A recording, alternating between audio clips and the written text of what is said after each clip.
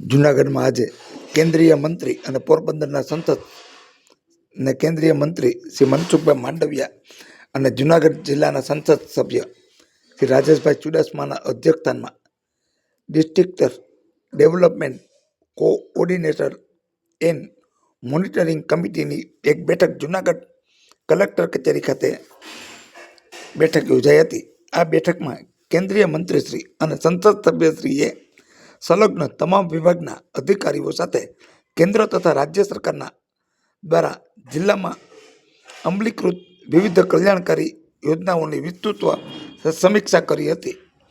આ બેઠકમાં national highway authority હેઠળના માર્ગોની મરામત, સોઇલ હેલ્થ કાર્ડ, મનરેગાના કામો, પ્રધાનમંત્રી આવાસ યોજના, ગ્રામીણ અને શહેરી વિકાસલક્ષી કામો સહિતની વિવિધ યોજનાઓની વિગતવાર સમીક્ષા કરી હતી અને માહિતી મેળવી હતી.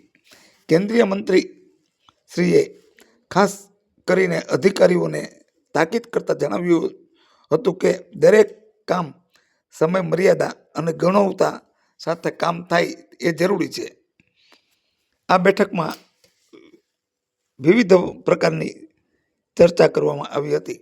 આ બેઠકમાં જૂનાગઢ જિલ્લા પંચાયતના પ્રમુખ હરેશભાઈ ઠુમર, ધારાસભ્ય શ્રી સંજયભાઈ કોરડિયા, ધારાસભ્ય શ્રી અરવિંદભાઈ લાડાણી, ધારાસભ્ય શ્રી ભગવાનજીભાઈ કરગઠિયા, જૂનાગઢ જિલ્લા કલેક્ટર શ્રી અનિલ કુમાર રાણાવસિયા, જૂનાગઢ જિલ્લા વિકાસ અધિકારી શ્રી HP પટેલ સાહેબ, જૂનાગઢ જિલ્લા પોલીસ વડા શ્રી સુબોધ ઓડેદરા સાહેબ સહિતના વિવિધ વિભાગના અધિકારીઓ ઉપસ્થિત રહ્યા હતા. જે દર્શક મિત્રોએ સુપરફાસ્ટ ચેનલને સબસ્ક્રાઈબર નથી કરી તેમને સબસ્ક્રાઈબર કરી લેવી.